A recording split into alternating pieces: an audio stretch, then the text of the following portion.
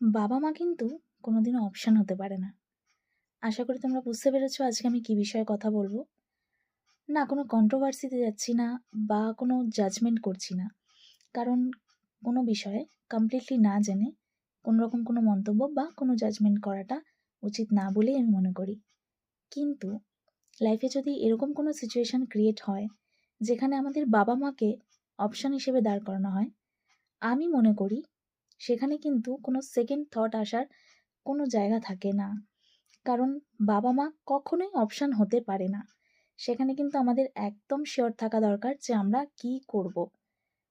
আর যদি সেখানে কোনো সেকেন্ড থট আসছে যে আমি এটা করব না ওটা করব, সেটা কিন্তু বোধহয় সেই ভালোবাসাটা কতটা জেনুইন সেটা নিয়ে কিন্তু একটু সন্দেহ থেকে যায়। ঠিক বলছি না ভুল বলছি তোমরা কিন্তু আমাকে কমেন্ট করে জানাতে পারো। আমি মনে করি প্রত্যেকটা সন্তানেরই এটাই মনে হওয়া উচিত যে বাবা-মা যেখানে অপশন হয়ে যায় সেখানে কিন্তু দ্বিতীয় কোনো চিন্তাভাবনা কাজ করা কিন্তু একদমই উচিত না।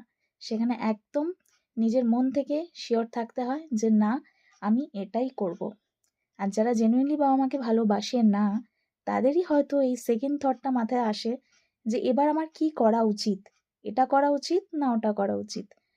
সো তোমরা কারা, কারা আমার সাথে একমত? আমি যদি কিছু ভুলও বলে থাকি তোমরা আমাকে কমেন্ট করে জানাতে পারো। আর প্লিজ আমার ভিডিওটা একটু বেশি, বেশি করে শেয়ার করে দাও যাতে সবার মতামত আমি জানতে পারি আমি ঠিক বললাম না ভুল বললাম। অ্যাগেইন বাবা-মা কখনোই আমাদের কাছে আমাদের সন্তানদের কাছে অপশন হতে পারে না।